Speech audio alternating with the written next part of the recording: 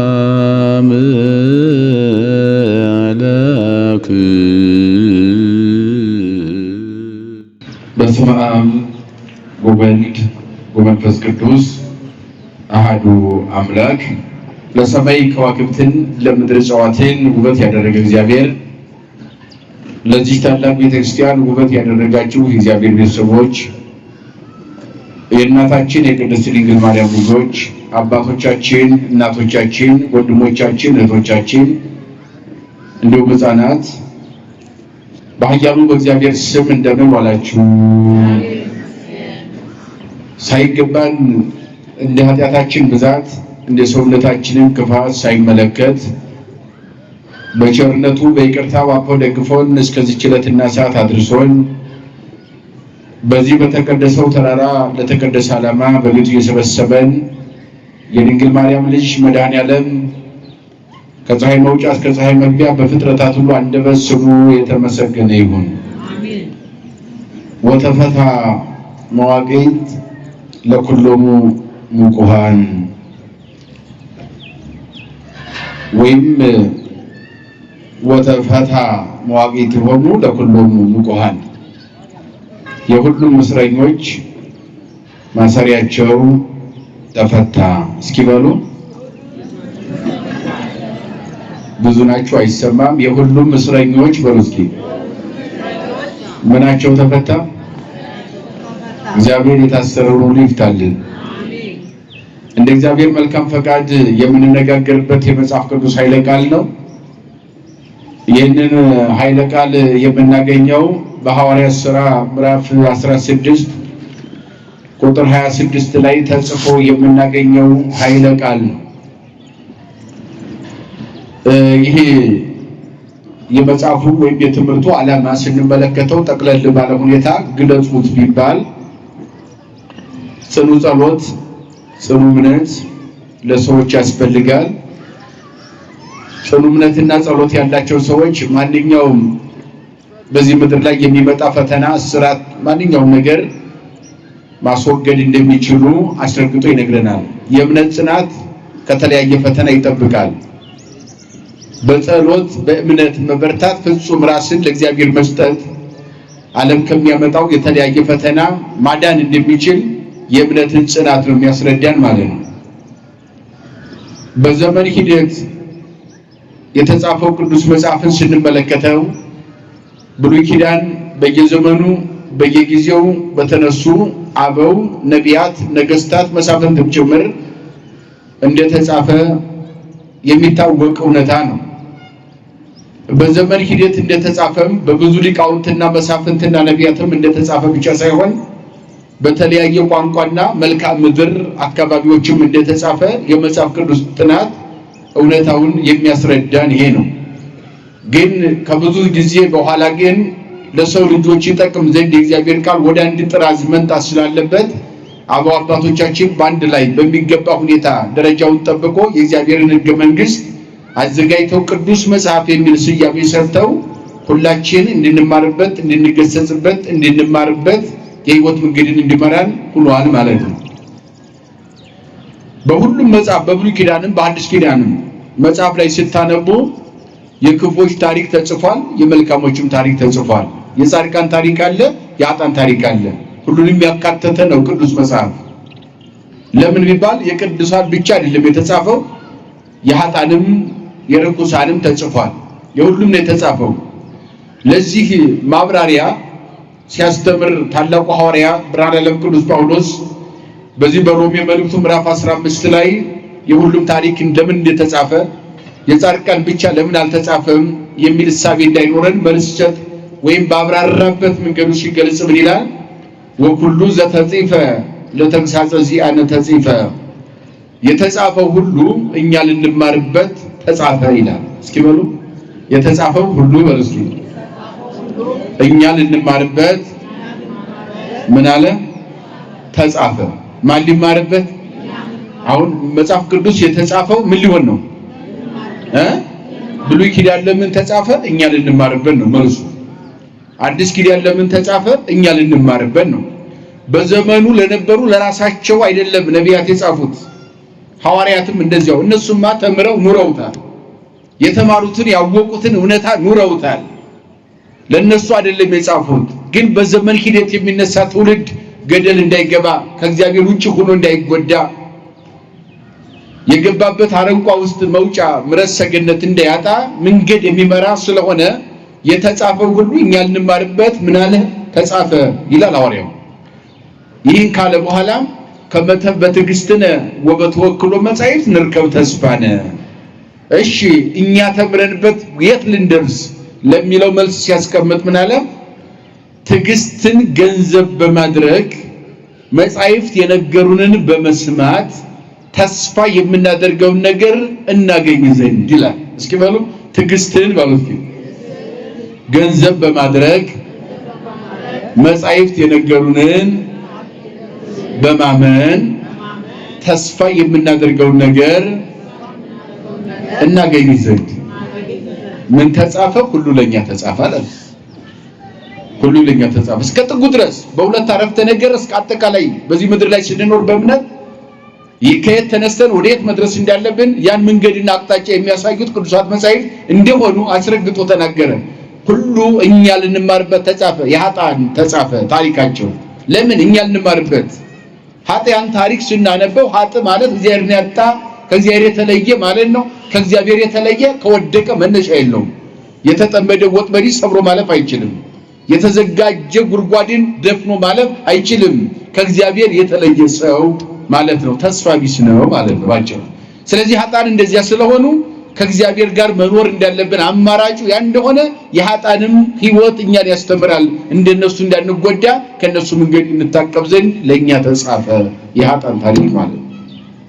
የጻድቃን ታሪክ ደግሞ የተጻፈበት ጻድቃን ያው እውነት ማለት ነው። እውነተኛን መንገድ ይዘው የተጓዙ ማለት ነው። ለእውነት ራሳቸውን የሰጡ ዋጋ የከፈሉ ማለት ነው።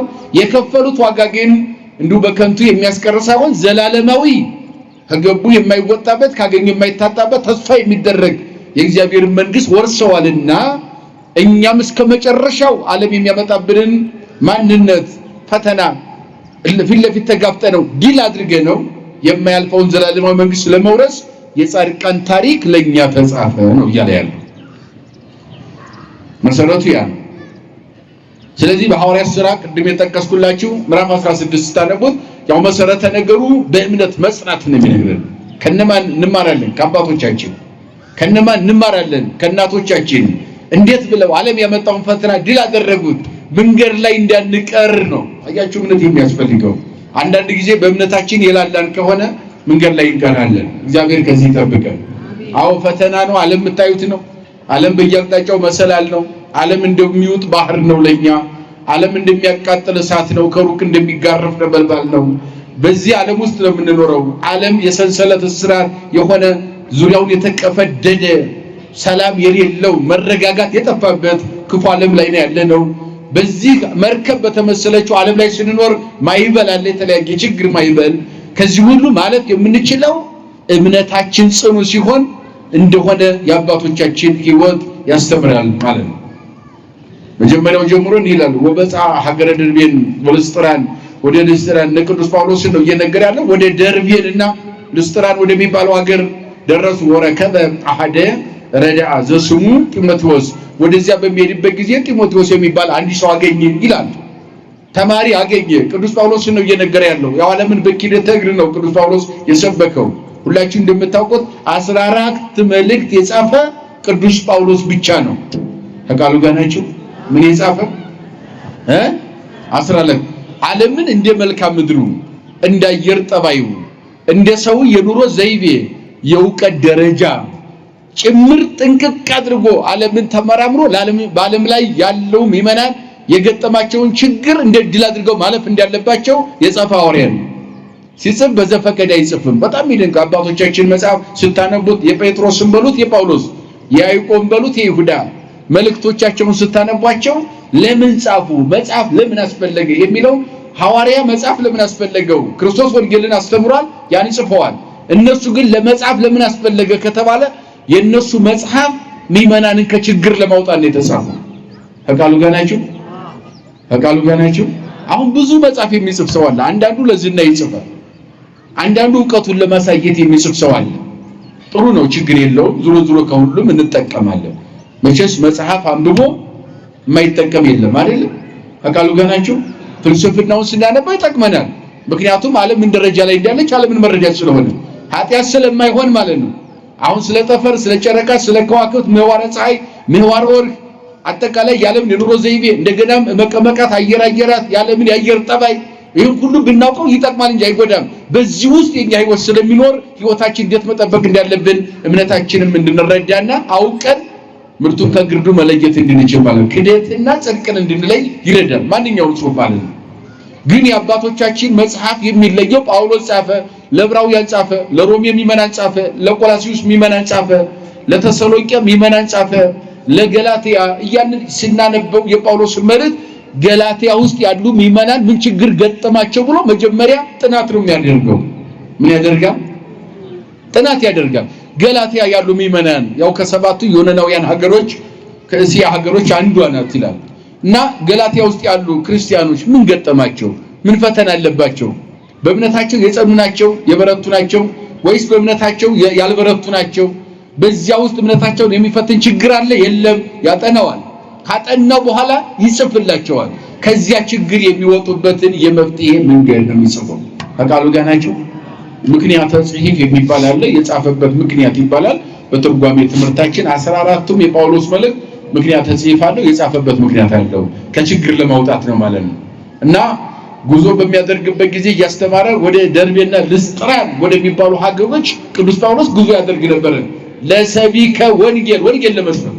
ጉዞ በሚያደርግበት ጊዜ መንገድ ላይ አንድ ሰማሪ ያገኘ ነው የሚለው። ምን አገኘ? ወጣት ነው፣ ልጅ ነው፣ ልጅ ነው። ስሙ ጢሞቴዎስ ይባላል አለ። ማን ይባላል? እሙሳ አይሁዳዊት፣ እናቱ ግን አይሁዳዊት ናት። ማለትም የብሉይ ኪዳን እምነት የምትከተል አዲስ ኪዳንን ካልተቀበሉ መካከል ያለች ወአምነት እናቱ ከአይሁድነት ወደ ክርስቲያንነት የመጣች ናት። አይሁድነት ማለት ይወርዳል ይወለዳል ብሎ ነቢያት የተናገሩትን ትምህርት የሚያምኑ በሙሴ ኦሪትና ሕግ የሚያምኑ እግዚአብሔር ዓለማት ሳይፈጠሩ ነበረ ዓለማትን ፈጥሮ እየገዛለ ዓለማትን አሳልፎ ለዘላለም ይኖራል ብለው የሚያምኑ ወረደ ተወለደ ዓለምን አዳነ የሚለውን ግን ያልተቀበሉ ማለት ነው። አይሁድ ማለት ይወርዳል ይወለዳል የሚለውን ትምህርት የተቀበሉ ወረደ ተወለደ የሚለውን ያልተቀበሉ አይሁድ ይባላሉ። ምን ይባላሉ? አይሁድ። እናቱ የዚህ እምነት ተከታይ ነበረች። የማን? የጢሞቴዎስ። ቅዱስ ጳውሎስ ሲያስተምር ግን አመነችና ወደ ክርስትና መጣች። አዎ ይወርዳል ይወለዳል የተባለው ከሰማየ ሰማያት ወረደ፣ እሱም አካላዊ ቃል ነው። ሰው ሆኖ ወደዚህ ምድር ከመጣ በኋላ በለቢሰ ሥጋ እየተመላለሰ ዓለምን ቀደሰ፣ አስተማረ። በኋላም ዓለምን ለማዳን በገባው ቃል ኪዳን መሰረት ቀራንዮ ተሰቀለ፣ ተገረፈ፣ ሞተ፣ ተቀበረ። በሶስተኛው ቀን መቃብር ረግጦ ተነሳ፣ የሞት ማሰሪያንም ቆረጠ፣ አዳምን ዘር በሙሉ ነፃ ወጣ የሚለውን ትምህርት ሲያስተምራት ተቀበለች ይላል። ክርስቲያን ሆነች ማለት ነው። ከይሁድነት ወደ ክርስትና መጣች። እናቱ የጢሞቴዎስ እናት አመነች። ወአቡሁስ አረማዊ፣ አባቱ ደግሞ አረማዊ ነበር ይላል።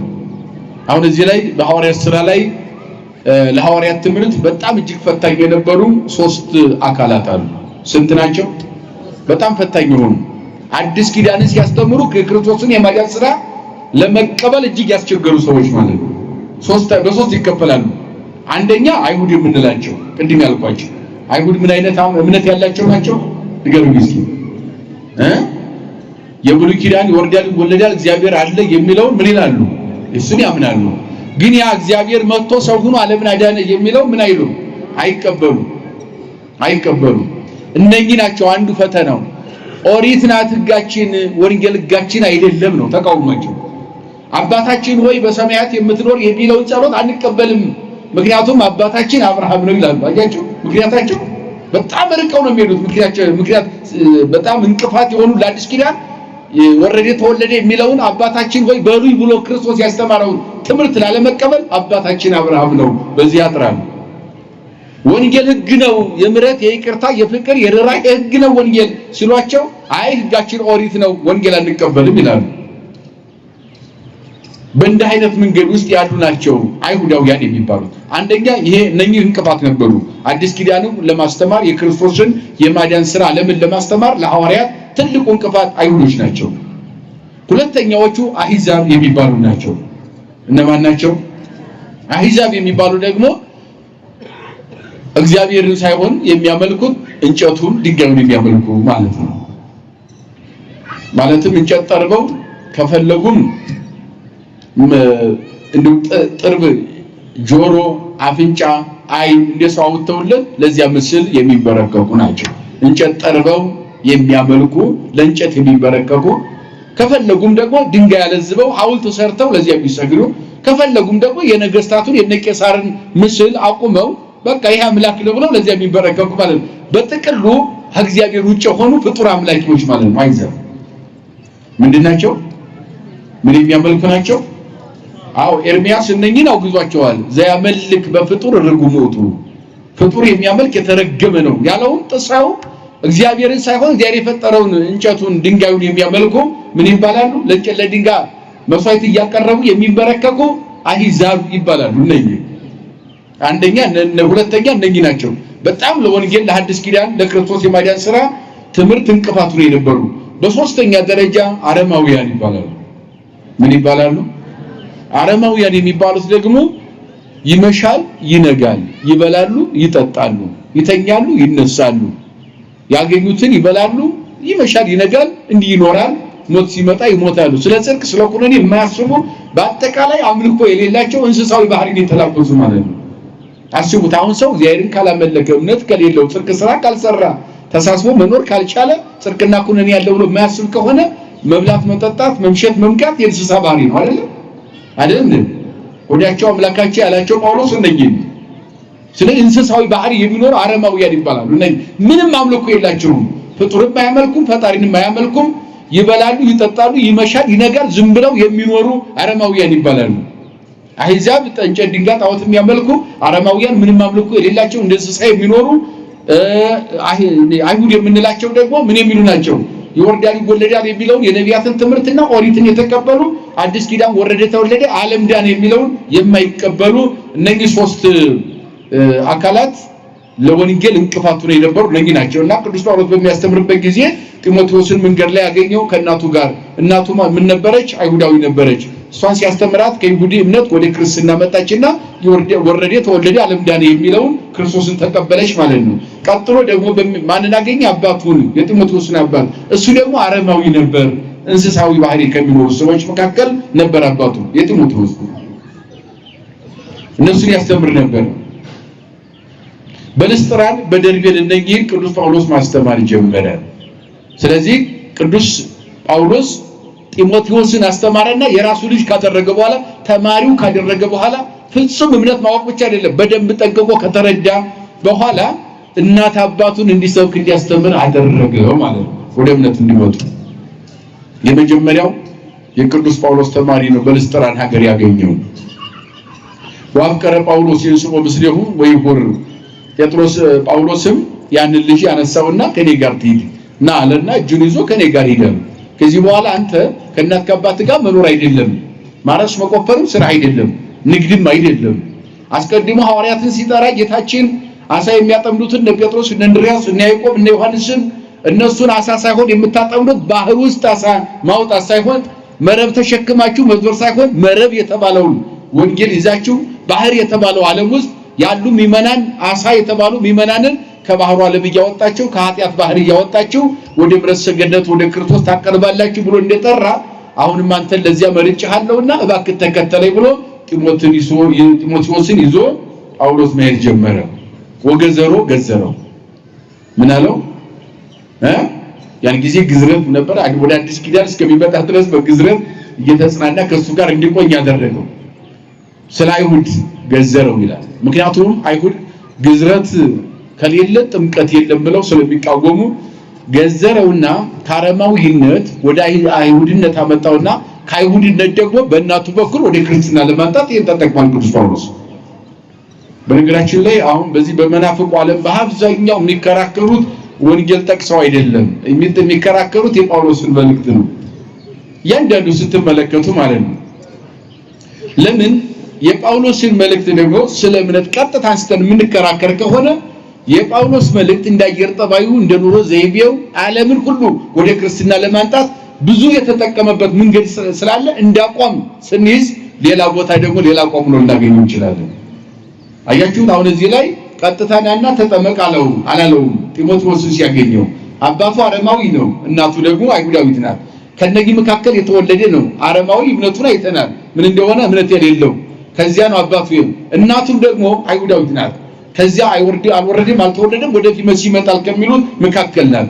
በዚህ መካከል ይሄንን ሰው ወደ ማን ማንጣት ፈለገ? ቀጥታ ወደ ክርስትና ለማንጣት እናቱም አባቱም ለጳውሎስ ፈታኝ ናቸው፣ ሌላ እምነት ውስጥ ስለሆነ ያሉት ማለት ነው። ስለዚህ ከአረማዊነት አይሁዳዊነት ይሻላልና አያችሁ፣ እግዚአብሔር የለም ከማለት እግዚአብሔር አለ ወደ ማለት ይሻላል አይሻልም? አያችሁ፣ ከዚያ ዝም ብሎ እንስሳዊ ባህሪ ከመኖርና ሰው ሆኖ ፈጣሪ ያለ ብሎ ከማመን የሚሻለው ሁላችንም ፈጣሪ ያለ ነው አይደለ? መጽናኛው በነገራችን ላይ ፈጣሪ ያለ ብለን ባናምን አሁን እዚህ ያለ ሁሉ ጠቅላላ ጤነኛ ይሆን ማለት እንደው አሁን ጤነኛ ሰው ይሆናል እግዚአብሔር የለም ብሎ ፈላስፋ ነኝ ይልና ጥሩ ነው ፍልስፍናው። ቅድም እንዳልኳችሁ ፍልስፍና ግን ያሳብዳል እንጂ ጤና አይሰጥም። ማንከል የለም ምንም ሰማይ ውጣ ምድር ውረድ ጨረቃ ላይ ቤት ስራ አትስራ እሱ ምንም ቁም ነገር አይደለም። ጽርሐ አርያምን ወጣውት የለን የኛ አባቶቻችን እኮ እስከ ጽርሐ አርያም እኮ ሄኖክ ሄዷል። የሳዙፋን ላይ እግዚአብሔር የሚቀመጥበትን ቦታ አየሁት ይላል ሄኖክ።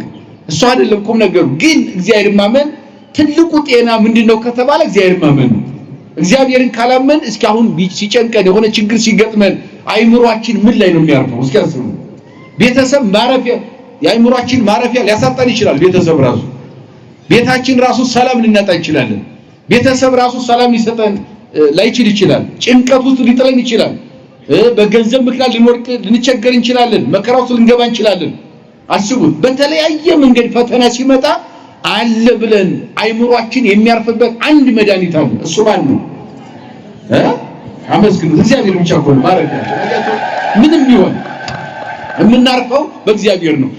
እምነት ያለው ሰው ጤነኛ ነው ባጭሩ። ምን ያለው ሰው? ምክንያቱም በችግሩ ሁሉ ማረፊያ ያለው በማን ያርፋል ማለት ነው? እግዚአብሔር አለ።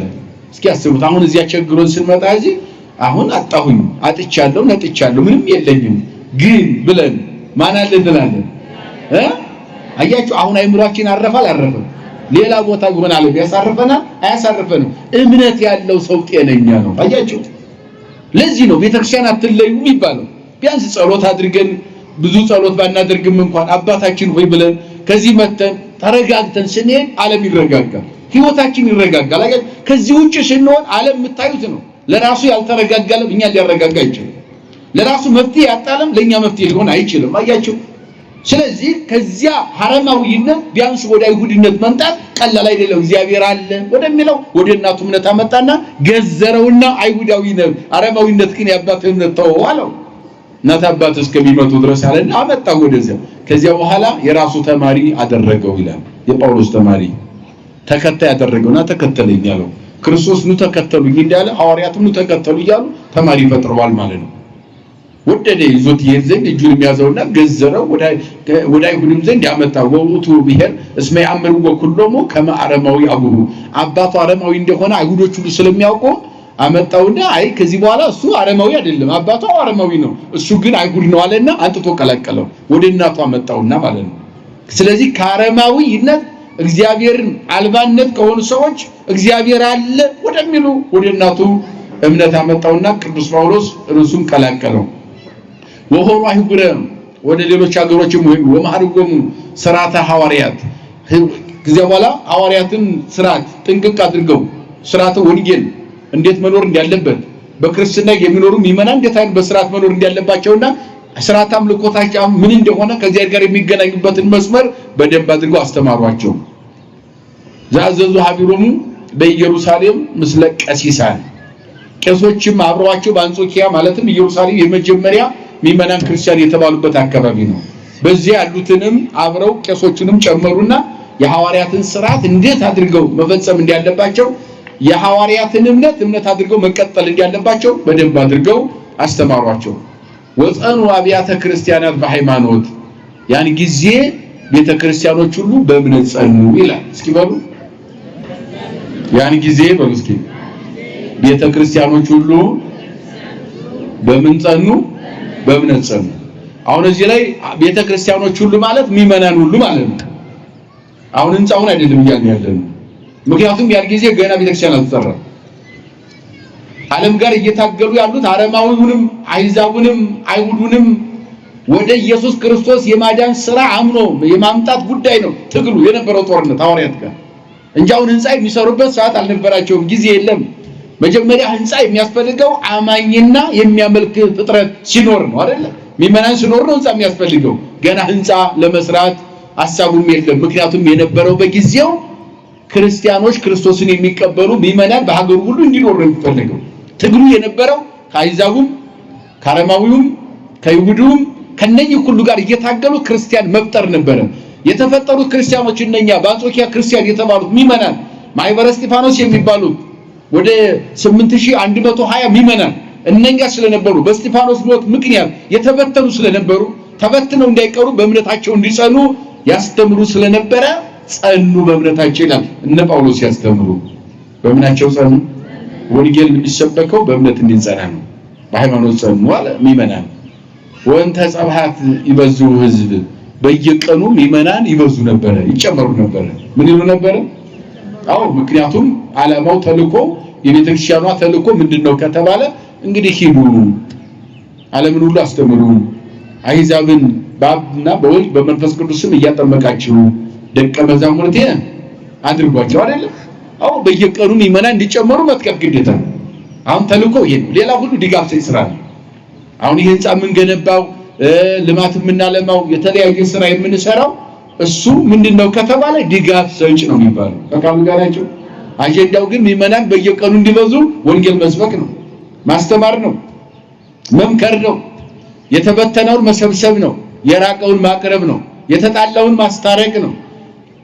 ይህንን ማድረግ ቋሚ ስራ እንደሆነ በየቀኑ ይጨመሩ ነበር ምእመናን፣ እነሱም ተክተው ስለሚያስተምሩ ማለት ነው። ወሆሩ ብሔረ ፍርግያ ወደ ፍርግያ ሀገር ሄዱ፣ ወብሔረ ገላትያ ወደ ገላትያም ሄዱ። ወከልኦም መንፈስ ቅዱስ ይንግሩ ቃል እግዚአብሔር በእስያ።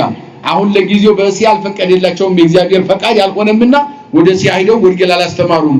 ወበጽሖሙ እስያ ፈቀዱ ይሁሩ ቢታንያ፣ ወደ ቢታንያ መሄድ ጀመሩ። ከዚያ ተመልሰው ቢታንያ ማለት ያው እስያ የምንለው የአውሮፓ የምንለው አካባቢ ነው። አሁን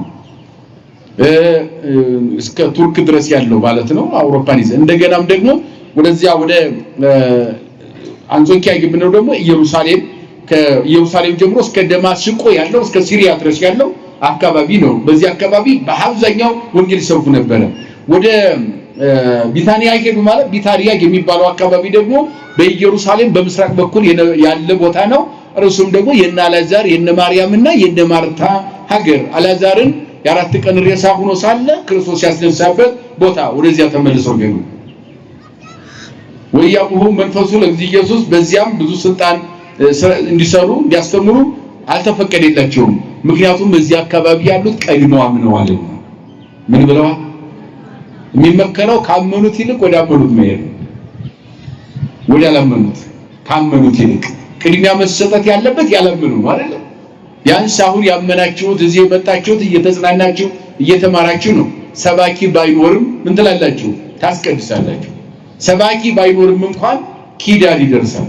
በኪዳኑ እንጽናናለን፣ በማሕሌቱ እንጽናናለን፣ በቅዳሴው እንጽናናለን። አያችሁ፣ በመዝሙሩ እንጽናናለን። ይህንን ያላገኙ ደግሞ ይህ የሚናፍቃቸው በተለያየ መልክዓ ምድርና የአየር ጸባይ ውስጥ የሚኖሩ ስላሉ ቅድሚያ ለነኛ መስጠት ተገቢ ስለሆነ በዚያው አካባቢ በቢታንያ አካባቢ በኢየሩሳሌም በአንጾኪያ አካባቢ እንዲቆዩ መንፈስ ቅዱስ ብዙ አልፈቀደላቸውም። ወደ ሌላ እንዲሄዱ ነው እንጂ አለ። ወሐሊፎሙ እምነ ሲያ ከእስያ አልፈው ወረዱ ጢሮዳ፣ ወደ ጢሮዳ ወደሚባል እምነት የሌላቸው ብዙ ሰዎች ወዳሉበት ወደዚያ መሄድ ጀመሩ። ዋስተራይዎ ለጳውሎስ በሌሊት በሲ መቄዶናዊ ይቀውም ዋስተበቆ ወይቤሎ ክልፍን ተመንገሪ ለመቄዶንያ ወንአ ርዳአነ። አንድ ሰው በመቄዶንያ አካባቢ፣ መቄዶንያ የምንለው በአሁኑ ፓኪስታን አፍጋኒስታን የሚባለው አካባቢ ነው። ስለዚህ ወደዚያ በሚሄዱበት ሰዓት የመቄዶንያ ሰው የሆነ አንድ ሰው ባለጸጋ ስልጣንም ያለው ሰው ነው። ቅዱስ ጳውሎስን ለመነው፣ ማለደው ይላል። ለምን? በእኛ አካባቢ ብዙ ጣዖት አምላኪ ነው ያለው፣ አረማውያን ይበዛሉ። እግዚአብሔርን የማያውቅ ሰው ይበዛል። እባክህን ወደዚያ ወደኛ መጥተህ ብታስተምር ጥሩ ነው። ይህን ድንቅ ስራ እያደረጋችሁ ይህንን እውነታ የሆነ እንከን የሌለው የእግዚአብሔርን ቃል የክርስቶስን የማዳን ስራ እያስተማራችሁ በእነኛ አካባቢዎች ብቻ ለምን ትቀመጣላችሁ? እባክህ ወደ መቄዶንያ መጥተህ አስተምር ብሎ ጳውሎስን ማለደው። ምን አለው? ማለደው። ናርዳን ጭንቀት ውስጥ ነው ያለው። እምነት የለም በዚህ አካባቢ። እባክህና አንተ አስተምር። አንተ ብታስተምር ብዙዎቹ እንጨትና ድንጋይ ከሚያመልኩ አሕዛብ ይመለሳሉ። እንደ እንስሳ የሚኖሩ አረማውያንም አሉ። እነኛም እግዚአብሔርን ያምናሉ። የአእምሮ ማረፊያ የሆነ ክርስቶስን የዘነጉ ብዙዎች ናቸው። እባክህ ወደዚያ ና ብለው ማለዱ። ወሪቦ ዘንድ ፈቀደ። ይህን ባየ ጊዜ ወደደ። እሱም ደግሞ እንሂድ ብሎ ጠየቀውና ከሱ ጋር እንዲሄዱ ለመነው። ለምን ሄዳለሁ ብሎም ሲጠይቀው የእግዚአብሔርን መንገድ ታስተምረን ዘንድ ከቃሉ ጋር ናችሁ። የማንን መንገድ? የእግዚአብሔር መንገድ ሃይማኖት ነው። የእግዚአብሔር መንገድ በመጽሐፍ ቅዱስ መንገድ የሚል ስታገኙ ሃይማኖት ነው የሚተረጎመው። ከማን ጋር የምንገናኝበት እግዚአብሔር ጋር ብቻ የምንገናኝበት ብቸኛው መንገድ ምንድነው ከተባለ ምን ይባላል? ሃይማኖት ይባላል። እና አለው ወርዳን እንሂድ ወደዚያ ሌሎችም ታስተምራቸው ዘንድ ለዚህ እግዚአብሔር ጠርቷልና ከዚያም ወተን ከጥሮዳ ፈጥነን እንውረድና እንሂድ ወደዚያ ብሎ ለመነው። ወደ ናፖሌ ወደምትባል አካባቢ ወመየ ፊልጵስዩስ ከዚያም ወደ ፊልጵስዩስ ሄዱ። እንተ ይእቲ ቀዳሚት መቄዶንያ ቀድማ መቄዶንያ እየተባለ ፊልጵስዩስ ወደዚያ ሄዱ። ወይእቲ ሀገረ ቆሎንያ ወነበርነ በይእቲ ሀገር ህዳጠ ሟኢለ ጳውሎስም ያባለጸጋው በጠየቀው መሰረት አብረን ሄድና አስቀድማ መቄዶንያ በተባለችው ወደዚያ ወደ ኒቆሊያ ወደዚያች ሀገር ሄድን። በዚያም ደግሞ ጥቂት ቀን ተቀመጥን ይላል። ለምን? ለሰበከ ወንጌል። ምን ለመስበክ ወንጌልን ለመስበክ ወደዚያ ሄድና ጥቂት ቀን ተቀመጥናል። ምን ጊዜ የላቸው ብዙ ጊዜ ለመቀመጥ ወር አመት መቀመጥ አይቻልም። ምክንያቱም መምህር የለም። ምን የለም? መምህር የለም፣ አስተማሪ የለም። ገና ነው ክርስትናው፣ ገና እያበበ ነው ያለው። የግድ ክርስትናው እንዲሰፋ ሌሊትም ቀንም ያለ እረፍት ማገልገል አለባቸው። ምግብ የሚበሉበት ጊዜ የላቸውም፣ የሚተኙበትም ጊዜ የላቸውም። ልብስ እንኳን የሚለብሱት እንኳን ትርፍ ልብስ ለማዘጋጀት ጊዜ የላቸውም። ሁሉ ጊዜ ይሄዱ ነበረ ወንጌል ለመስበክ። በዚያ ጥቂት ቀን ተቀመጥናል። ወጣይነ በዕለተ ሰንበት ማንቀጽ ሀገር መንገለ ድንጋገ ፈለግ። ከዚያ በኋላ ከዚያ ከሀገሩ በር ወጣንና ድንጋይ የሚበዛበት አካባቢ ወንዙን ሄድናለ። እስመ ቤተ ጸሎት ይዬ በዚያ የጸሎት ቦታ ነበረ። ወነበርነ ወሐዝነ ከመንንግር ለአንስት ለተጋባህዬ በዚያ የተሰበሰቡ ብዙ ሴቶች ነበሩ። ውሃ ሊቀዱ የሄዱ ሴቶችና እነሱን ለማስተማር በዚያ ተቀመጥን ይላል። ባገኙት አጋጣሚ ወንጌል ምን ማለት ነው? መስበክ ነው። ብዙ የተሰበሰቡ ሴቶችን አገኘን። በዚያም ማስተማር ጀመር። ወሐለወት ማይከሎ ለሐቲ በሲት አንዲት ሴት በእነሱ መካከል ነበረች ይችላል። ብዙ ሴቶች አሉ። በወንዝ ነው፣ ድንጋይ የሚበዛበት አካባቢ ነው። ብዙ ሴቶች ተሰብስበዋል። በዚያ ተሰብስበው ባለበት ሰዓት እነሱን ማስተማር ጀመርን። ወንጌል መስበክ ጀመርን። በምንሰብክበት ጊዜ አንዲት ሴት ነበረች። ስንት ሴት? አንዲት ሴት። አያችሁ፣ በብዙ ሴት መካከል አንዲት ሴት በልዩ ጠቀሳት። አያችሁ፣ ለምን ብቻዋን ጠቀሳት? አንዷን ሴት ለምን ጠቀሳት? የሚደንቅ ነው። አንዳንድ ጊዜ ብዙ ሆነን ተሰብስበን ልባችን የማይሰበሰብ ብዙ ሰዎች ይኖራሉ አይደል? አሁን እዚህ ጋር ወጥ የሚሰራ ሴት ሊኖር ይችላል አይደል? ቤቱ ራት የሚያቀርብ የሚያዘጋጅ ሱቅ የሚሸጥ ወንድ ሊኖር ይችላል። ቢሮ የሚሰራ የፍርድ የሚሰጥ ይኖራል።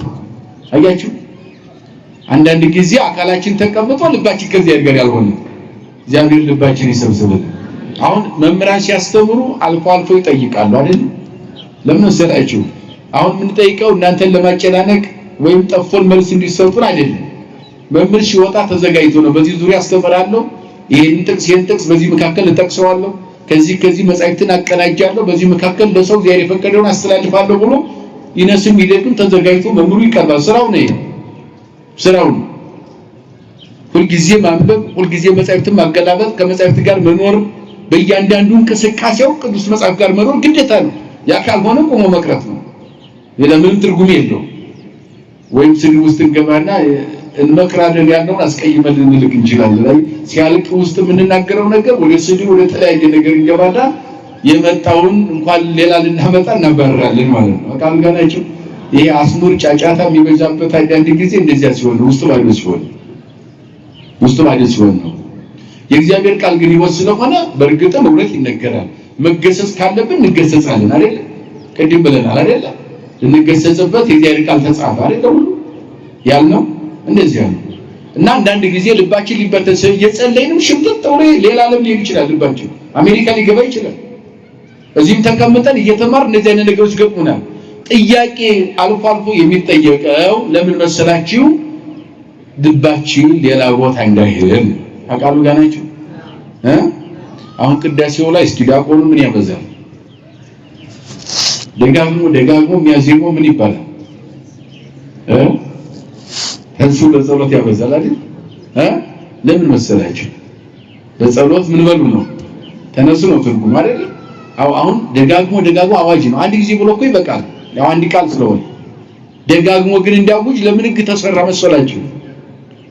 አሁን እዚህ ላይ አንዳንድ ጊዜ ሰው ከመቀመጫው መነሳትን ብቻ ነው የሚያስበው። ተነሱ ይላል አይደል? እንደዚህ አይደለም።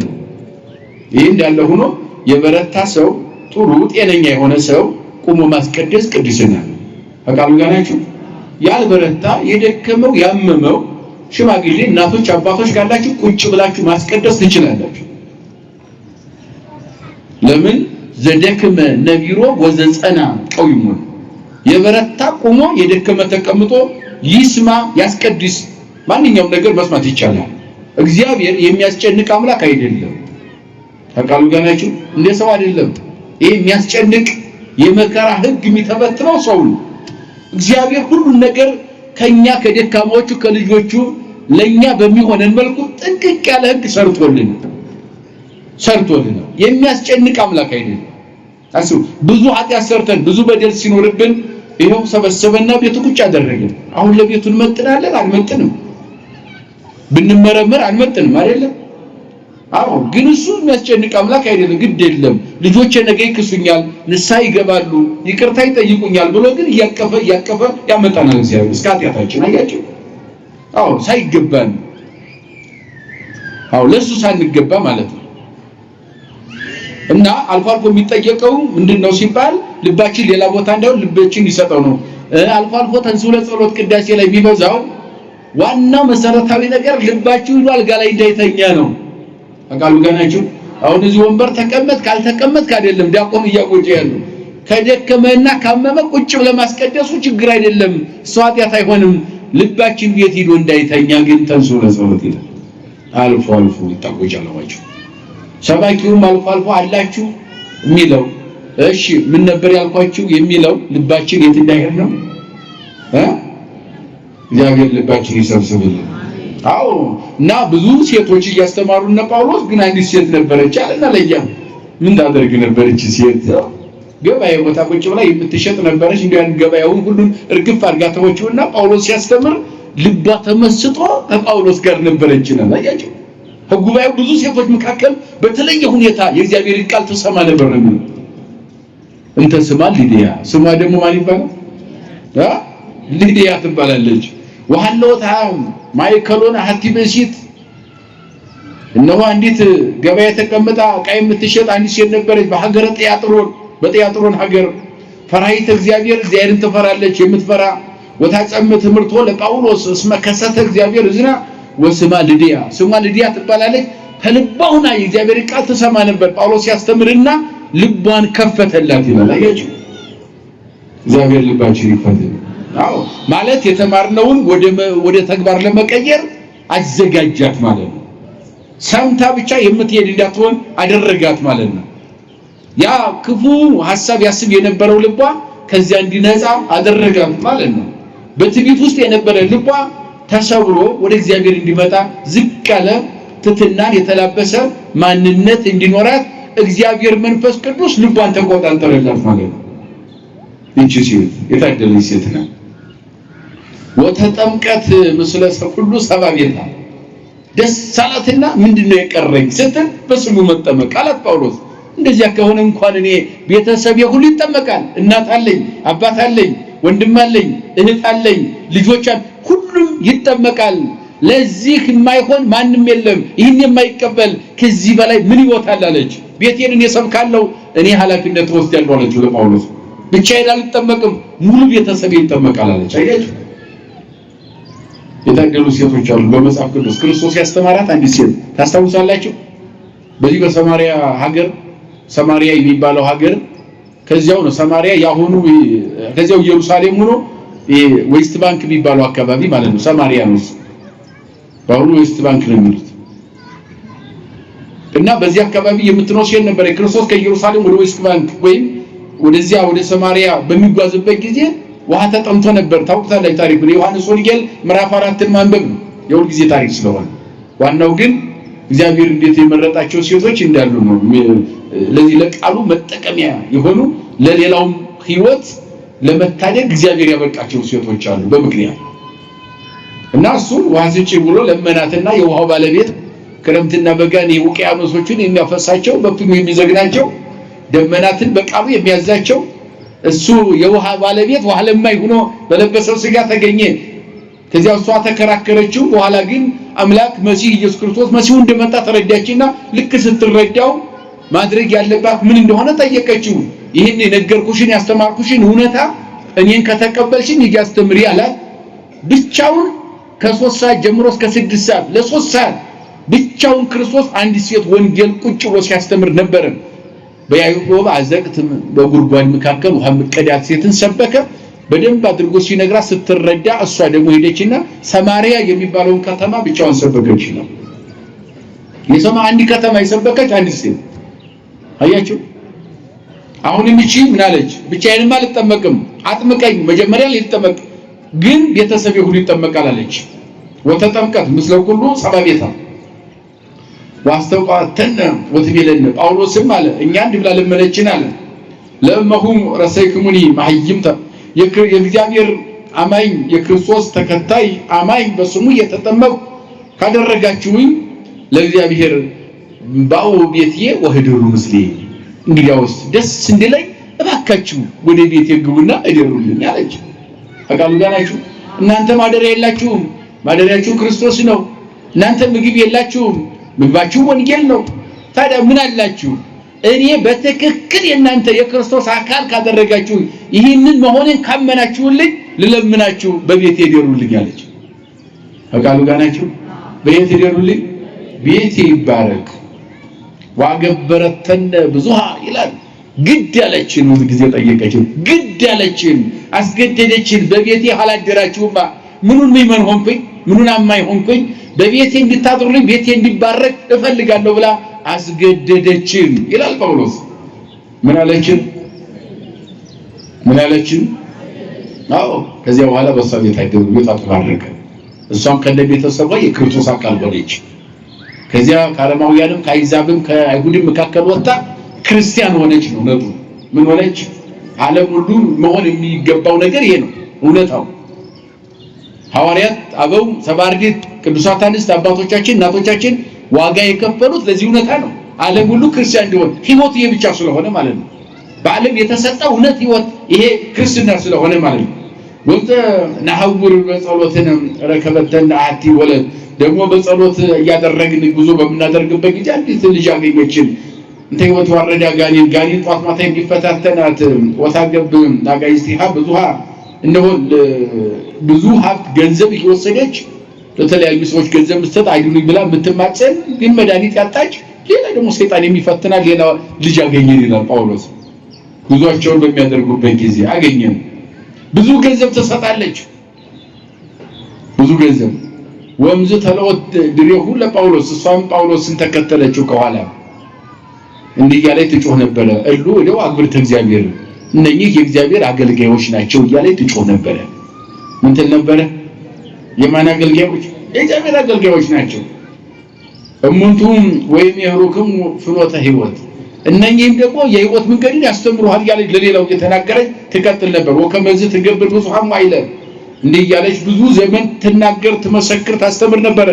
ዋጻ አቀቶ ለጳውሎስ ጳውሎስን አስጨነቀችው። ወተቤተ ወይ ቤሎ ለውጡ መንፈስ ከበሷም ላይ ያደረው ሰይጣን ጳውሎስ ዘወራለና ገሰጸው ይላል ጳውሎስ። ያንን የሚያሰቃያትን ሰይጣን ማን ገሰጸው? እግዚአብሔር ሰይጣን ይገስጽልን። ወይ ቤሎ እየዘዘከ በስሙ ለኢየሱስ ክርስቶስ ከመትጻ ከሷ ትወጣ ዘንድ በኢየሱስ ክርስቶስ ስም አዝሃለሁ አለ። ምን አለው? በማን ስም አዝሃለሁ? ውጣላት አለው። ከሊዲያ ቤት ወጥተው ጉዞ በሚያደርጉበት ጊዜ የምትሰቃይ ሰይጣን የሚያሰቃያት ዘወትር መፍትሄ ያጣች ብዙ ገንዘብ ያልሰጠችው ሐኪም ያልሰጠችው ባለመድኃኒት የለም። ለብዙ ምታተኛ ሁሉ ገንዘብ ሰጥታለች፣ ግን መፍትሄ ያጣች ነበረች። እየጮኸች ጳውሎስን ተከተለች ይላል። ከኋላ ጳውሎስን ተከተለው ነበረ። እነኚህ የእግዚአብሔር ባሪያዎች አገልጋዮች ናቸው እያለች እውነታውን እየመሰከረች ስትከተል በእሷ ላይ የሚጮኸውን ሰይጣን የሚያሰቃያትን ሰይጣን ጳውሎስ ያስወግድላት ዘንድ ወደ እርሷ ተመለሰና ምን አለ? በኢየሱስ ክርስቶስ ስም ከሷ ውጣላት አለው። በማን ስም? እስኪ በሉ። ከሷ ምን በልላት?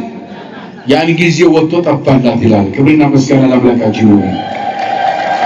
ዋደጋ በጊዜሃ ያን ጊዜ ጥሎላት ጠፋ፣ ተወገደ ይላል። አባቶቻችን እንደዚህ በቀል ያዙታል፣ ሰይጣንን ያንቀጠቅጡታል፣ እንዴትስ ያተኑታል። ምክንያቱም የተሰጣቸው ጸጋ የኢየሱስ ክርስቶስን ስም ተከትለው እውነተኛውን ጸጋ ይዘው ይጓዛሉና በሄዱበት ሁሉ መፍትሄ ናቸው። ምንድናቸው?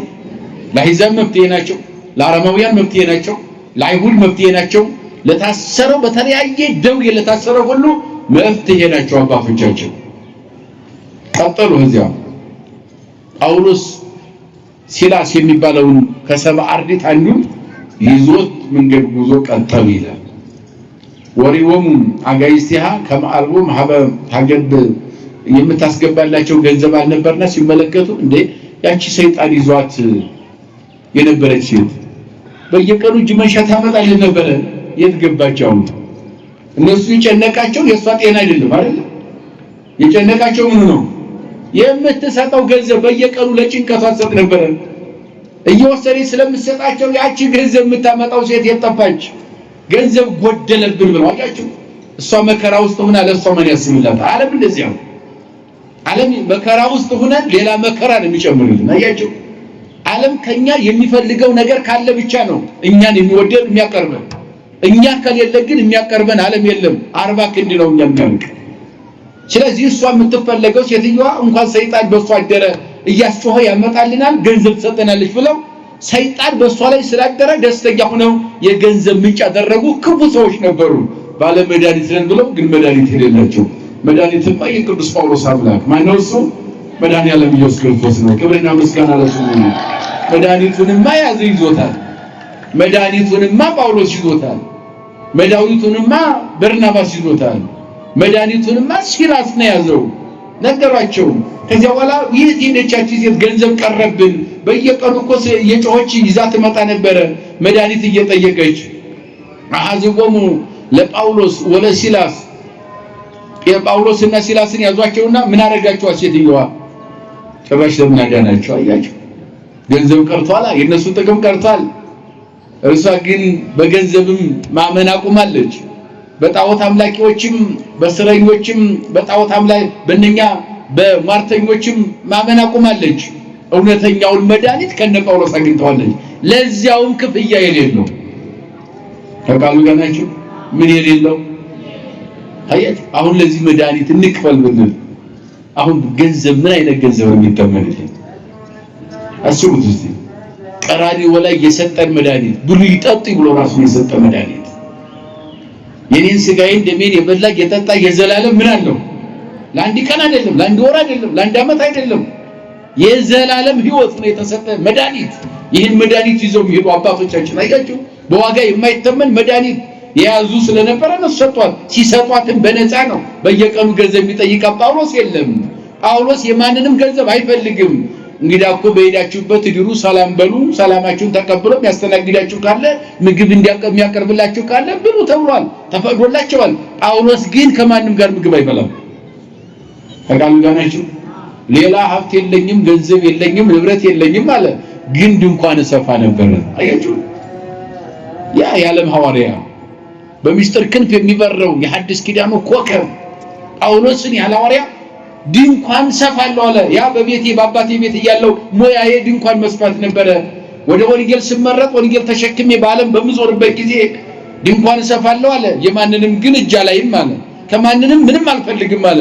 ሞያዬ ድንኳን መስፋት ሞያ ስላለችኝ ከወንጌል ጎን በጎን ባረፍኩበት ቦታ ድንኳን ሰራ ነበረ። ድንኳኑን ከሰፋው በኋላ ሸጠዋለሁ። ሽጬው የዕለት ልብስና የዕለት ምግብን ከተመገብኩ በኋላ ለነዳይ መጸውታለሁ። የተረፈ ገንዘብ ከኪሴ አያድርም ይላል። በቃሉ ባናችሁ አዎ፣ ያቱም ምግቡ የህይወት ምግብ ክርስቶስን ይዘዋል። በሁሉበት ሁሉ እግዚአብሔር የሚነሳቸው ምንም ነገር እንደሌለ ፍጹምነት አላቸው። እነኛ ለምን እነዚህ ሰዎች እንዴት አስቀሯት ያቺ ዘት ገንዘብ ምንጫችንን ብለው በጳውሎስና በሲላስ ላይ አጉረመረሙ፣ ፈለጓቸው። ወአብጽሕዎሙ ሀበ መኳንንት ወደ ፍርድ አቀረቧቸው፣ ከሰሷቸው ሐዋርያቱ። ምክንያቱም ሴትዮዋን ለምን አዳምጠው ወይቤን ሁሉ እደው የሐውኩም ሀገረ ወአይሁድ ሙንቱ እነኛ አይሁዶች ናቸው። እኛ አረማውያን ሀገር መጥተው ያወቁ ነው ሀገር ብለው ይከሰሷቸው። አዎ ሰይጣን ታውቋል። የሰይጣን አበጋዝ ሁሉ ታውቋል፣ ተጨንቋል። ሀገራችን አወቋሉ። ሰይጣንን ያወቁት ያስጨነቁት። ምክንያቱም እንስሳዊ ባህሪ የሚኖር አረማውያን ሀገር ስለነበር ሀገሩ እዚያ ውስጥ ገብተው ሲያስተምሩ በእነሱ ላይ ያደረ ሰይጣን ሁሉ ተጨንቆ ታውቋል። አጋንንት ሲታወቁ የአጋንንት ማደሪያዎች ታወቁና ከሰው ፍርድ ቤት አቀረቧቸው እነ ጳውሎስና ሲላስን። ሀገራችን እያወቁ ነው። አይሁድ ሲሆኑ ወደ አረማውያን ወደኛ መተው አወቁን፣ በዚያው በአይሁድ ለምን አይሰብኩም ብለው ተቃወሟቸው። ግን ይቻላል እንዴ? ይቻላል? እንዴት ይቻላል? ክርስትናን ተቃውሞ ቢሆንማ ስንቶቹ ባስቀሩት ነበር። ሰይፍ ያልሳለ የለ፣ እሳት ያላነደደብን የለ። ግን መቆም አይችልም ክርስትና። ምክንያቱም ምድራዊ ሳይሆን ሰማያዊ ዓላማ ነው ያለው። አይደለም በምድራዊ ሐሳብ የሚጠፋ አይደለም ክርስትና። ገና እየተቀጣጠለ እሳቱን እያጠፋ ይነግሳል በእሳት ላይ። አብጽሕዎሙ ሀበ መኳንንት ወደ ፍርድ ያቀረቧቸው ሀገራችን አወቁ አይሁድ ሲሆኑ አረማውያንን ሰላም ነሱም ብለው አቀረቧቸው። ወይም ይሄሩ ለነ ሕገ ዘይከውነነ ለገቢር ዘእንበለ ሰብአ ሮሜ ነይነ እኛ የሮም ሀገር ሰዎች ሁነን አሕዛብና አረማውያን ሁነን ሳለ ለኛ የማይሆን ሕግ ያስተምሩናል አሉ። ወንጌል ነው እኮ ለኛ የማይሆን ሕግ ያስተምሩናል። አወቁን አሉና እሺ ምን አወቁ ሲሏቸው ለኛ የማይሆን ሕግ እያስተምሩ ነው። ለኛ የማይሆን ሕግ ምን እያሉ ነው? እያስተማሩ ነው። ወንጌል ለነሱ አይሆንማ። ወንጌል ጹሙ ይላል፣ ወንጌል ጸልዩ ይላል፣ ወንጌል ሕይወት ነው። ወንጌል ተፋቀሩ ይላል፣ ወንጌል በሰላም ኑሩ ይላል። አያችሁ፣ ወንጌል ተሳሰቡ ይላል፣ ወንጌል መጹት ይላል። እነሱ እንደ እንስሳ የሚኖሩ ስለሆኑ ይሄ ነገር አልተመቻቸውም። ያለ ሃይማኖት መኖር ፈለጉ። እነሱ ስጋዊ ምኞታቸው ብቻ፣ የስጋ ሐሳብ ብቻ። ወተጋቡ አሕዛብ ወመኳንንት አሕዛቡም መኳንንቱም ሁሉ ተሰበሰቡ። ወአሐዙም ይዝብጥዎሙ በበትር ወሰጠጡ አልባሲሆሙ ልብሳቸውን ቀደው በበትር ሐዋርያትን መምታት ጀመሩ። ወዘበጥዎሙ ብዙሃ ወሞቅህዎሙ ብዙ መቷቸው አሰሯቸው። ዋዘዝዎ ለዐቃቤ ቤተ ሞቅህ ያጽንዕ አቂቦቶሙ እዚያ በኋላ እስር ቤት አስገቧቸውና ሲላስና ጳውሎስን እየገረፉ አስገቧቸውና የእስር ቤት ኃላፊውን በደንብ አድርገህ አጽንተህ ጠብቅ፣ የትም እንዳይጠፉ እነዚህ ሰዎች ቢጠፉ አንተ ተጠያቂ ነህ አሉት። በደንብ አስጠብቅ፣ ቁልፉን አጽና፣ ብዙ ጠባቂዎች ዙሪያውን አስቀምጥ፣ መሳሪያም ደቅን፣ የትም እንዳይሄዱ። አገራችን አውከዋል፣ ህዝባችን አውከዋል ብለው መድኃኒት ክርስቶስን ስለሰበኩ እስር ቤት ገቡ፣ ተገረፉ፣ እስር ቤት ገቡ ይላል ሐዋርያት። ይሄ ለነሱ አንዱ ጸጋቸው ነው። ወንጌላችን መታሰር ጸጋ ነው። ለሃይማኖት መገረፍም ጸጋ ነው፣ ጸጋ ነው። ምክንያቱም የማይታሰረው ታስሯል፣ የማይገረፈው ተገርፏል። በጦር የማይወጋው በጦር ተወግቷል ክርስቶስ። ያን እያሰቡ ስለሆነ እኔ ክርስቶስን እንደምመስል እናንተ እኔን ምሰሉኝ አለው ሐዋርያ ነው። አያችሁ ጌታዬ ተገርፏል፣ እኔም ተገረፍኩለት አለ። መሰልኩት በመከራ አያችሁ፣ በመከራ መስየዋለሁ አለ። ጌታዬ ታሰረ፣ እኔም ታሰርኩለት አለ። አያችሁ ጌታዬ መከራ ተቀበለ፣ እኔም መከራ ተቀብዬለታለሁ፣ እናንተም ይህን ተከተሉ አለ። በእምነት ሲኖር አልጋ ባልጋ አይሆንምና ነው። አሰሯቸው፣ ገረፏቸው። እስር ቤቱን አጽንተህ አስጠብቅ፣ በጽኑ ጥበቃ እንዲጠበቅ ብለው ልዩ መመሪያ የሀገሪቱ መኳንንትና መሪዎች ትእዛዝ ሰጡ። ለእስር ቤቱ ኃላፊ ማለት ሰጡ። እስኪ እንየው ምን እስር ቤት ጸና መሳሪያ ተንጋጋ ወታደር በዛ ምንም ቁም ነገር አይደለም። አባቶቻችን በዚህ በእምነታቸው ማይጠራጠሩበት ሁኔታን ስለያዙ ማለት ነው። ብዙ ገረፋቸው፣ አሰሯቸው። እስር ቤቱን አጽንተው እንዲጠብቁ መመሪያ ተሰጠ። ወታዚዞ መቆም ውሳት የቤተመቅህ በታዘዘው መሰረት አሰሯቸው። ዋጽና ገሪሆም ውስተጉን እግሮቻቸውን ከምሰሶ ጋር አሰሯቸው ይላል። አጽኑ ስለተባለ የትም እንዳይሄዱ እንዳይጠፉ ስለተባለ እግሮቻቸውን በብረት ሰንሰለት ከምሰሶ ጋር አብሮ አሰሯቸው። ምን አሏቸው? አሰሯቸው። አሁን እዚህ ላይ ክርስቲያን ሲታሰር ምን ያደርጋል? እስኪ ንገሩ። ይጸልያል አይደለም? በቃ መፍትሄው ጸሎት ነው። ታሰሩ፣ ደስ አላቸው። ተገረፉ፣ ደስ አላቸው። ብዙ መከራ ተቀበሉ፣ ተሰደቡ፣ ደስ አላቸው። ስለ ስሜ ተጠላችሁ ትሆናላችሁ፣ ያስሯቸዋል፣ ወደ ፍርድ አደባባይ ያቀርቧቸዋል። ማቴዎስ 10 የተሰጣቸው መመሪያ ስለሆነ መመሪያው በእነሱ ላይ ተፈጻሚ ስለሆነ የጌታቸው ቃል ደስ አላቸው። ምን አላቸው? አልከፋቸውም፣ ደስ አላቸው። ወበጊዜ መንፈቀ ሌሊት ጸለዩ ጳውሎስ ወሲላስ። ልክ ሌሊት 6 ሰዓት ሲሆን ቆመው መጸለይ ጀመሩ። እግራቸው ታስሯል። ቆመው ምን ማለት ጀመሩ? እንደታሰሩ መጸለይ ጀመሩ። ሌሊት 6 ሰዓት ላይ መጸለይ ጀመሩ። ወሰብሑ ለእግዚአብሔር፣ እግዚአብሔርንም አመሰገኑት በመታሰራቸው። ማንን አመሰገኑ? ሌሊት ተነስተው ጸለዩ፣ እግዚአብሔርንም ምን አሉ? አመሰገኑ። ወሙቋን ይሰምዑ አጠቃላይ በእስር ቤቱ ያለው ሲዘምሩ መዝሙሩ እስር ቤቱን አጠቃላይ ያንቀጠቅጠው ነበር መዝሙራቸውና ሁሉም እንቅልፉን ትቶ ነቃና ይከታተላቸው ነበር፣ ይሰማቸው ነበር መዝሙራቸው። እዚያ አረማዊ አለ፣ የታሰረ ብዙ አረማውያን አሉ፣ ብዙ አይሁዶች አሉ፣ ከዚያ መካከል አህዛብ አሉ። የተለያዩ እዚያ መካከል የተለያየ እምነት ያለው አለ። እነሱ ግን ሲዘምሩ ይላል ሁሉም ተነስቶ ይሰማቸው ያዳምጣቸው ነበር። የሁሉንም ልብ ይስብ ነበር መዝሙራቸው ይላል። ምክንያቱም የሚጠራው የማን ስም ስለሆነ? የእግዚአብሔር ስም ስለሆነ ይስብ ነበር አለ። እስር ቤት ውስጥ ያለው ሁሉ እነሱን ይሰማል። ወሶቢሃ አድለቅለቀ አብይ ድልቅልቅ ዋንቀልቀለ መሰረተ ቤተ ሞቅ። ያን ጊዜ ታላቅ ንውጽውጽታ ሆነ ይላል። እነሱ ሲዘምሩ ምን ሆነ? በእስር ቤቱ ውስጥ ታላቅ ንውጽውጽታ ሆነ። የእስር ቤቱ መሰረት ተነቃነቀ፣ ተንቀጠቀጠ ይላል በእነሱ መዝሙር። እስር ቤቱም ተንቀጠቀጠ፣ ታላቅ ንውጽውጽታም ሆነ። ሁሉም ህዝብ ደስ ብሎት ቆሞ ከነሱ ጋር መዘመር ጀመረ። ወተረሆ በጊዜሃ ሁሉ አንቀጽ ወተፈቱ መዋቂቲሆሙ ለኩሉም። ያን ጊዜ የተዘጋው በሰንሰለት በጽኑ ቁልፍ የተቆለፈው በር ሁሉ ሰንሰለት ሁሉ ረገፈ። አጠቃላይ በሰንሰለት የታሰረ ሁሉ እጃቸውም እግራቸው ያለው ሁሉ ተቆራረጠና እነሱ ከስራታቸው ተፈቱ ይላል። ክብር ለአምላካችን ይሁን። ርዕሳችን ምን ነበረ? ወተፈቱ ኩሎሙ ምንቁሃን። የታሰሩት ሁሉ በሙሉ ምን አሉ ነው? ተፈቱ አይደለ? ምን አሉ? ተፈቱ። ዛሬ አገር ታስሯል አይደለ? በሰላም ማጣት አገር ታስሯል። የፍጤ ታስረን ያለው አገሩ ላይ ከከተማ ለመሄድ እንኳን እስር ቤት በሉት። ዓለም ምን ላይ እንዳለ እናውቀዋለን። መንደሩ እስር ቤት ነው። መሽቶ ለመሄድ አንዱን ማመን ተቸግረናል። ምን ያልታሰራል አለ እንዴ? ምን አለ? ዓለም ታስሯል በሙሉ። እሳት ይወራወራል፣ በእሳት እየተጋረፈ ነው ዓለም ያለው። አስቡት፣ ዓለም በሙሉ ጠቅላላ ታስሮ ነው ያለው። ከዚህ ስርዓት የሚፈታው ማን ብቻ ነው? መድኃኒዓለም ብቻ ነው። ክብር ለስሙ ይሁንና ወደሱ መጸለይ መዘመር ያስፈልጋል። ስለዚህ በእንዲህ አይነት በስራት ጊዜ እስር ቤት በሆነ ሀገር እስር ቤት በሆነ ዓለም ውስጥ ስንኖር ይሄንን እስር ቆራርጦ ለመጣል አስወግዶ እግዚአብሔር መልካሙን እንዲያመጣ ጧት ማታ መጸለይና ማመስገን ያስፈልጋል። ምን ያስፈልጋል? ማልቀስ አይደለም የሚያስፈልገው፣ ማመስገን። መጮህ አይደለም የሚያስፈልገው፣ መዘመር። እግዚአብሔርን ማመስገን ያስፈልጋል። አያችሁ፣ ተመስገን በነገር ሁሉ። በእሳት መካከል እያሳለፍከን ነው፣ በባህር መካከል እያሳለፍከን ነው።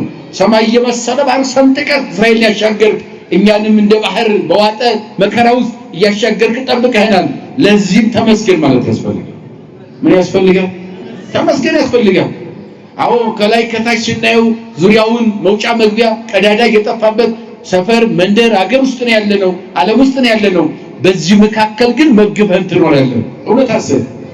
አዎ፣ ስለ መገብከል በቸርነትህ በእኛ ደሞዝ በእኛ ኑሮ በእኛ አቅም ሳይሆን አንተ መግበህ በቸርነት ስላኖርከን እኛ በሰራነው ሳይሆን አንተ ባዘጋጀህልን ማረፊያ ስለምናርፍ ምን በልልን አመስግኑት እግዚአብሔርን ተመስገን ማለት ያስፈልጋል። ሁሉም የታሰሩት ሁሉ ተፈቷል። ተፈቱ። የእስር ቤቱ መሰረት ተንቀጠቀጠ፣ ቀለጠ እንደሰም አጠቃላይ መሰረቱ ተናወጸ። ሁሉም እስረኛው ሁሉ እነኚህ ከየት የመጡ ናቸው? በእውነቱ እነኚህ በመዝሙራቸው ምድርን የሚያንቀጠቅጡት የቤተ ሞቅህ የቤቱ መሰረት እስከሚቀልጥ ድረስ የሚዘምሩ እነኚህ እንዴት አይነት ናቸው?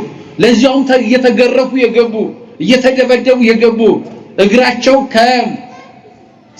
ከመሰሶ ጋር አብሮ በሰንሰለት የታሰረ የሁሉ ሳይበግራቸው በመዝሙራቸው ሰንሰለት የቆራረጡ እነኚህ ምን አይነት ናቸው? አባቶቻችን አያችሁ፣ በአንደበታቸው በተግባር ሰበኩ። በተግባር ሰንሰለት ይቆራረጣሉ። በተግባር ስብከታቸው እስር ቤትን ያናውጻሉ። የተዘጋ በር ሁሉ እየተከፈተ እየተቆራረጠ ያሳልፋቸዋል። የተግባር ስብከት ነው።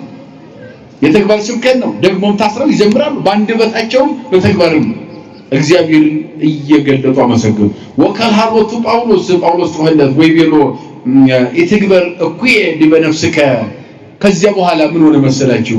ያ አጽንተህ አስጠብቅ ተብሎ መመሪያ የተሰጠው የእስር ቤቱ ዋና ኃላፊ ተጨነቀ፣ ደነገጠና የእስር ቤቱ መሰረት ሲንቀጠቀጥ ምንውጽታ ሲፈልጥ በእነሱ መዝሙር ሰንሰለት ሁሉ ተቆራርጦ ሁሉም ሕዝብ ተነስቶ የእነሱን መዝሙር በሚያዳምጥበት ጊዜ ሰውየው ተነሳና ግራ ገባ። ወዴት ይግባ? ምንድነው የምሰማው? ወዴት ሄዱ እነኚህ እስረኞች ብሎ ተጨነቀ። ራሱን መቆጣጠር እስከሚያቅተው ድረስ የእስር ቤቱ ዋና ኃላፊ ተጨነቀና ምን አለ? አይ ነገርማ ሁሉም ተፈተው ወጥተዋል የሉም። ስለዚህ ያለኝ አማራጭ ራሴን በራሴ መሳሪያ ማጥፋት ነው ብሎ ነፍሱን ሊያጠፋ ተነሳ የእስር ቤቱ ኃላፊ። ምክንያቱም ይጠየቃል፣ ጽኑ መመሪያ ተሰጥቶታል። ተቃሉ ባናችሁ? አዎ። ስለዚህ መመሪያ የሰጡኝ መኳንንት ገዦች ከሚገሉኝ ራሴን ላጥፋለና መሳሪያውን አዞረ ወደ ራሱ። ያን ጊዜ ቅዱስ ጳውሎስ ምን ያለው? ከልሃ ሎቱ ጳውሎስ ለሱ አሰምቶ ተናገረ። ወይ ቤሎ እንዲህ አለው፣ ኢትግበር እኩየ ዲበ ነፍስከ። በራስህ ላይ ክፉ ነገር አታድርግ። ሀሎነ ኩልነዚህ ሁላችንም አለን፣ የትም አንሄድም። አዎ ሰንሰለት ተቆራርጧል፣ ግዴታው ነው። የምናምነው አምላክ ለዚህ ይሆናልና። አዎ መሰረቱ ተናውጧል የእስር ቤቱ። አዎ ንውጡ ታሁኗል፣ ተጨንቋል። ዓለም ሁሉ በእኛ ትምህርት ተማርኳል። እስር ቤቱ በሙሉ ተማርኳል። ምን ታደርገዋለህ? የተሰጠን ጸጋ የመጣንበት ዓላማ ነው። በራስ ላይ ግን ምንም አታድርግ። እኛ የትም አንሄድም። ሰንሰለት ተቆራረጠ እንጂ እስረኞች አልጠፋንም። እኛ ነን ልንታሰር አምነን የመጣነን። በራስ ላይ ክፉ እንዳታደርግ ተረጋጋ ነው ጳውሎስ። ለምን ታጠፋለህ ራስህን አለ። ከፈለክ ወደ እኛ ተቀላቀላለሁ። አዎ ከፈለክ ከሰው ገዢነት ወደ እግዚአብሔር ገዢነት ተቀየራለሁ። ከፈለክ ለሰው ታማኝ ከመሆን ለእግዚአብሔር ታማኝ ለመሆን ጥረት አድርጋለሁ። አትጨነቅ፣ አይዞህ። እኛን ከእስር ቤት ያወጣ ከገዢዎች አንተንም ነፃ ያወጣሃል ክርስቶስ አለ። ስለዚህ አትጨነቅ፣ በአንተ ላይ ክፉ እንዳታደርግ፣ እኛ አለን፣ አልጠፋንም እስረኞች በሙሉ አለው። አጽናን ነው፣ አረጋጋው። ወአምጻ ማይቶተ ወሆረ ዘይሪ ውስተ ቤት ወሰገደ ሀበ ጳውሎስ ወሲላስ። ከዚያ አላችሁ እውነት ነው አለና መብራት አጠና አውሩ ሊመብራት ሆኖ መብራት አስበርቶ ፓኖስ ያዘና ፍለጋ ሄደ። ሲሄድ እነ ጳውሎስ ቁጭ ብለው እኛ እኮ ነን ያለን፣ የትም አንድ እስረኛ የትም አልሄደም፣ አትጨነቅ አለው። ከዚያ በኋላ እሱ ተንበረከከና ለነ ጳውሎስና ለነ ሲላስ ሰገደላቸው ይላል። ክብር ለእግዚአብሔር ይሁን። ተንበርክኮ ሰገደላቸው። እንደናንተ አይነት እምነት የት አለ አለ። እኔ እኮ አሁን አምልጣችሁኛል ብዬ ከነሱ ከሚገሉኝ ራሴን ላጥፋ ብዬ ነው አለ። ለምን ታጠፋለህ? ገና ትድናለህ፣ ገና ትድናለህ። ያን ጊዜ ተንበረከከና ሰገደላቸው። እንደዚህ ናቸው አባቶቻችን። አያችሁ፣ መሪዎቻችን እነሱ ናቸው። አያችሁ፣ ከእግዚአብሔር የተሰጡን ጸጋዎች መጽናኛችን አባቶቻችን ይባቸው። የተሰጣቸውን ጸጋ እንዴት እንደተጠቀሙበት አውጾ ማፋ ወይ ቤሎም አጋይስቲ ምን ተግበር ከመድሃን ወደ እነሱን ወደ ውጭ እስር ቤት አወጣቸውና ጌቶቼ አላቸው እነ ጳውሎስን፣ ይሄ ሰው ምን ላድርግ ለመዳን ምን ላድርግ አላቸው። አያቸው፣ አሁን እዚህ ላይ የዓለም መኳንንት የሚያስጨንቀውን ጭንቀት አውጥቶ ጣለውና የሚያስጨንቀው ምን ሆነ? የመንግስተ ሰማያት ጉዳይ። የምን ጉዳይ ሆነ? የመንግስተ ሰማያት ጉዳይ እድን ዘንድ የክርስቶስ አካል ለመሆን ምንድነው ከኔ የሚጠበቀው አለ። ሁሉን ትቼዋለሁ አለ። በዓለም ላይ ያለው ሞትም ቢመጣ ከእናንተ ፊት ቀድሜ ራሴን እሰጣለሁ፣ ትቼዋለሁ። መከተል ያለብኝን እውነታ ከእናንተ አግኝቼዋለሁ አለ። ስለዚህ አጋይስቶቼ ጌቶቼ ሆይ ምን ልታዘዝ? ለመዳን ምንድነው ማድረግ ያለብኝ? አምኛለሁ አላቸው። ምን አላቸው? አምኛለሁ አላቸው። ምን ላድርግ አለ ድንዘ ወይ በልጎ እመን በእግዚእነ ኢየሱስ ክርስቶስ። ዓላማቸው ይሄ ነው። እነሱ በኢየሱስ ክርስቶስ እመን አሉት። ወታዩ አንተ ወኩሉ ቤትከ፣ በኢየሱስ ክርስቶስ ካመን አንተ ቤተሰብ ሁሉ ትድናላችሁ። ስለዚህ በኢየሱስ ክርስቶስ ምን በላል በማንም አዎ ወነገር ቃል እግዚአብሔር ሎቱ ወለኩሉ ሰባ ቤቱ። ከዚያ በኋላ ቤቱን ሰበሰቡና ቤተሰቡን ወደ ቤቱ ሄደው ቁጭ አድርገው እሱንም ቤተሰቡንም ሰበኩት ይላል። አስተማሩት፣ ነገሩት፣ ተነተኑለት ስለ ክርስቶስ የማዳን ስራ ከማይጸነ ከጽርሐ አርያም እስከ ማይጸነ ማርያም፣ ከጽርሐ አርያም እስከ ማይጸነ ማርያም እስከ ቤተልሔም፣ ከቤተልሔም እስከ ቀራንዮ፣ ከቀራንዮ እስከ መስቀል፣ ከመስቀል እስከ ጎልጎታ መቃብር፣ ከጎልጎታ እስከ ቢታንያ፣ ከቢታንያ እስከ ጽርሐ አርያም ርገቱ ሲተነትኑለት የክርስቶስን የማዳን ስራ ነገሩት፣ አስተማሩት ቤተሰቡን ሁሉ። ወነሱሙ ሶቢሃ በሌሊት ወሐጸቡም እንቅስፈቶሙ፣ በሌሊት ተነሳና የታሰረው እግራቸውን አጠበላቸው። ያሰው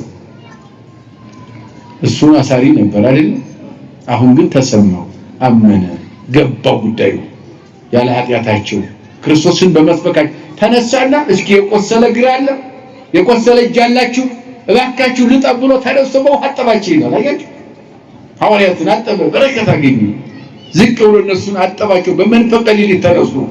ወተጠምቀው ጉቱኒ ወኩሉ ሰባ ቤቱ በጊዜሃ፣ ያን ጊዜ በአጠቃላይ ቤተሰቡ በአንድ ቀን ተጠመቁ ይላል። ክብርና ምስጋና ለአምላካችን ይሁን። እንግዲህ በአጠቃላይ ስንመለከተው የአባቶቻችን ማስተማር ብቻ ሳይሆን የእምነታቸው ጽናት በቃል ብቻ ሳይሆን በተግባር ዓለምን እንዴት እንደሰበኩት ነው። ያችሁ ከተለያየ የዓለም ስርዓት የሰው ልጅ እንዴት እንደፈተኑ በተሰጣቸው ስልጣን እንዴት እንደተጠቀሙበት ደግሞ ያሉትን ምዕመናን ደግሞ በፍጹም እውነታቸው ወደ ክርስቶስ በመምጣታቸው ይህንን ጸጋና ክብር እግዚአብሔር በአባቶች አማካኝነት እንደሰጣቸው ይህንን እንመለከታለን። በተለይ ጽኑ እምነትና ጸሎት ያስፈልጋል የሚለው ላይ ትምህርቱን ስንጠቀልለው እስኪ በሉ ጽኑ በሉ እስኪ እምነትና ጸሎት ያስፈልጋል። አሁን የሚያስፈልገን ይሄ ነው አይደል? አንደኛ በእምነታችን ጥርጥር ሊኖረን አይገባም። ከሁሉም ነገር ማን ይታደገናል? እኛ ልጆቹን አማኞቹን አካሎቹን ማን አይተወንም? እግዚአብሔር አይተወንም። ከኛ የሚጠበቀው ግን በተቻለ መጠን ከምን አለመለየት ነው? ከጸሎት አለመለየት ያስፈልጋል ማለት ነው። የታሰሩት ሁሉ ማሰሪያቸው ምን አለ ተፈታላቸው። ከተለያየ ስራት በተለያየ ውስጥ ያሉትን ስራት ውስጥ ያሉትን ወገኖቻችን አምላካችን መፈታትን ያድልልን። አዎ በአካልም የታሰሩ በነፍስም የታሰሩ ብዙዎች ስላሉ አምላካችን ሁሉንም መፍታት የሚችል አምላክ ስለሆነ ይፍታልን። የተማርነው በልቦናችን ያሳድርብን።